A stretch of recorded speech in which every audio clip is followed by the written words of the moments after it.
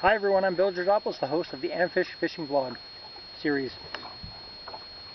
Doing a video today, nice fall day up here, so I'm shooting a few videos in between my fishing session here. And this one pertains to when you have following fish to the boat. There's a couple different scenarios that this applies to. Usually it'll be the bigger species, could be pike, it could be muskie. But when you have fish follow you to the boat, a couple of different options. One, sometimes a lot of people don't even see it.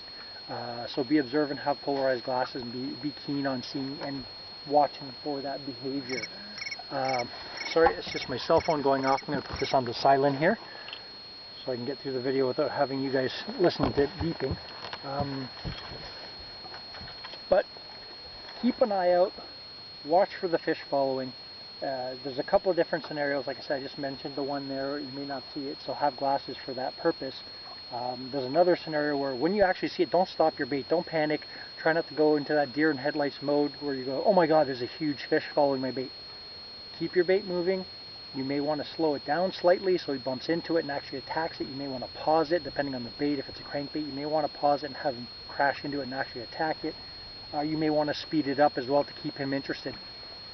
A fish that's actually following a bait, a big species like that, has actually made an effort and burned a little bit of energy to try and get that bait. So you can still bait him into actually hitting what you're using at that time.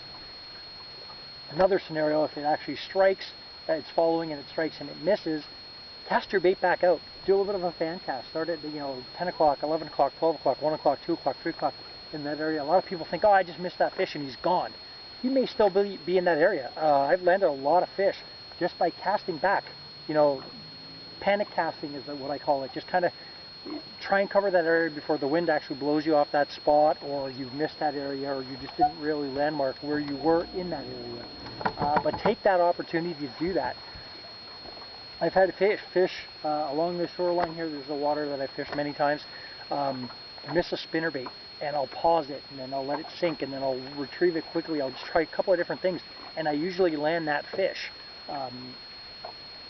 Just little tips. Like I said, you learn this stuff. I've been fishing pretty much all my life since I was a little kid. But when you see that, when that happens, those missed fish don't have to be called missed fish. You can actually land them. You get a better day out of that. You land that fish, and you actually have a story of saying, oh man, he hit my bait, and then he took off, and then I caught him.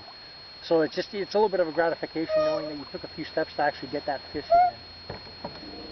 in. A different scenario now, if the fish follows, maybe you'll do a figure eight near the boat. And for those of you who don't know what a figure eight is, you're just basically aiming your rod down with your bait, and you're going to do an 8 pattern near the boat like this to keep the following fish interested. But if he doesn't take that bait, try a different one. Maybe grab a different rod, a different bait that you have on, cast that out in that area. If that doesn't work, try a slow presentation. Nothing better than following up with a slow presentation where you got something on a drop shot or a jig, Texas rig or something like that. Try that, cast that out in that same area. Be patient. There are times where you can actually land these fish.